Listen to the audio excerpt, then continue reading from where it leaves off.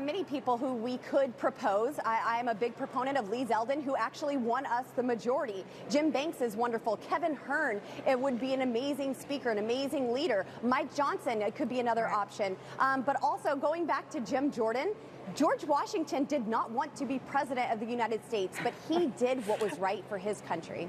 Imagine winning your re-election to Congress by just like a dozen votes and then holding up the entire congressional kickoff period because you want your best buddy to become Speaker of the House. It's times like these I thank God I'm not a Republican, because if I were watching this right now from the right, I'd probably have thrown myself off a cliff already. But like Democrats in the House chamber, we just get to take it all in. As you probably know, the 118th Congress cannot begin because Kevin McCarthy, as of Wednesday evening, has lost his, get this, 5th vote to become Speaker of the House. This means that there is currently no Congress right now. And get this, Democrat Hakeem Jeffries has 12 more votes than the leader of the party that just flipped the House in the midterms. And lest we just zone out of this latest shit show that is our governing system, this is a really, really big deal that is truly unbelievable. As Boebert said, the far right wing of the party, aka the Freedom Caucus, is holding our government hostage because they want a, I don't know, more ridiculous, bombastic dude to lead their side. Someone like Jim Jordan, who himself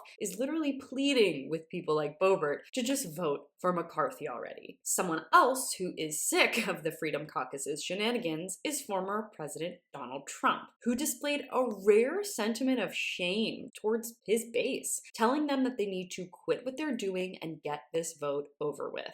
And tactics to get people to turn against us, even having my favorite president call us and tell us we need to knock this off. I think it actually needs to be reversed.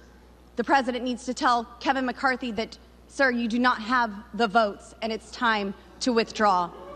And with that, I yield. Thank you.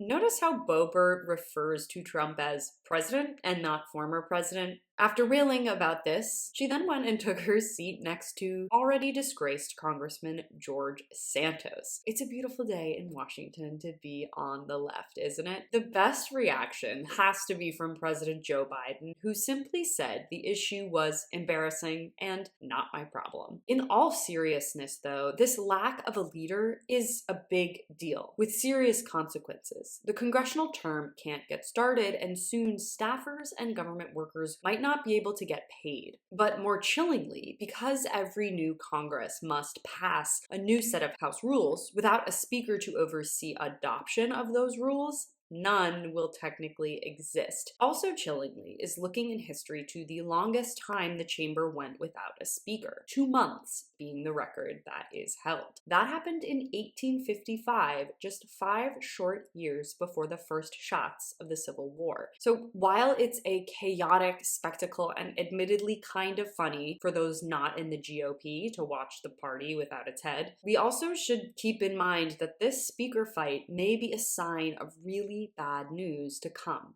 for all Americans. Thanks so much for watching. You can follow me on all platforms at Caro Johnson 917.